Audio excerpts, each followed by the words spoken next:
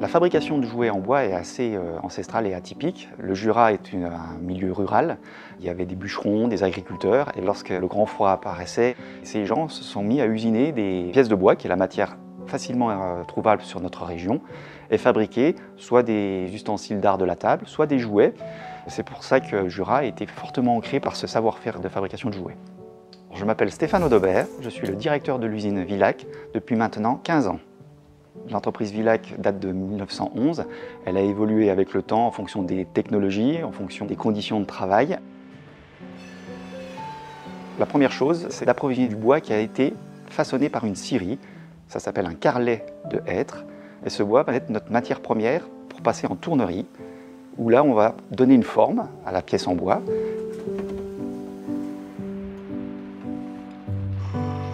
Dans les années 1930-1940, il y a eu l'expansion de l'électricité qui a permis d'importer d'autres machines qui étaient plus performantes que la force hydraulique.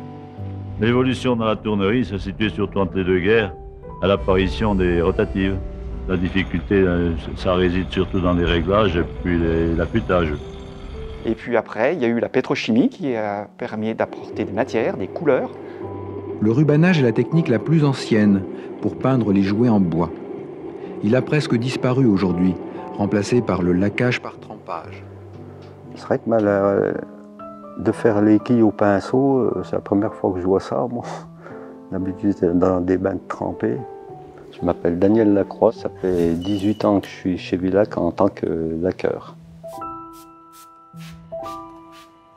Il y a une personne dans un autre atelier à côté de moi qui pique des pièces sur des planches à clous et qui me les passe par une fenêtre. Moi, je les récupère sur les planches et je vais les mettre directement dans des bains de peinture. Tout dépend de la couleur, ça peut être rouge, blanc, jaune. Le plus difficile, c'est quand il y a beaucoup de plats. Le plat, c'est pas évident. Tu as toujours des arêtes qui ne recouvrent pas. Il faut bien regarder partout s'il n'y a pas de bulles pour avoir une belle qualité. C'est tout un art de s'occuper de ça. Il faut faire attention aux pièces. Je m'appelle Adeline Béraud, je suis tampographe et ça fait 2 ans que je travaille chez Villac. Le métier de tampographe, c'est de décorer les pièces avant qu'elles soient montées. Les machines sur lesquelles je travaille, il y en a une, c'est la tampographie. Il y a un tampon qui vient prendre le dessin du cliché et qui vient décorer sur la pièce. Et l'imprimante, en fait, on met les pièces, il y a un logiciel dans l'ordinateur et ça nous imprime ce qu'on veut.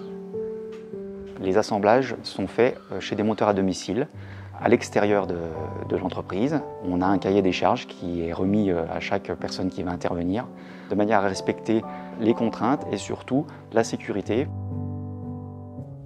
Lorsqu'on intègre une nouvelle personne au sein de notre atelier, on lui apprend notre travail, notre manière d'œuvrer. Cette compétence, elle se transmet de salarié en salarié pour pouvoir après continuer à œuvrer de la même manière que l'on pouvait le faire il y a encore 30 ans. Je préfère faire les visages parce qu'on a l'impression de faire vivre la pièce. J'aime ce que je fais. Je laisserai ma place pour rien au monde. Depuis tout petit, j'ai mon grand-père qui travaillait sur le bois, qui faisait des meubles. Je l'aidais beaucoup et j'aimais bien le bois, puis j'aime ça, travailler dans les peintures. La plus grande fierté, c'est de pouvoir faire plaisir aux enfants. Quand on voit un enfant qui joue avec un jouet en bois, qui sort d'un atelier de fabrication jurassienne, c'est très joli et c'est très beau à voir.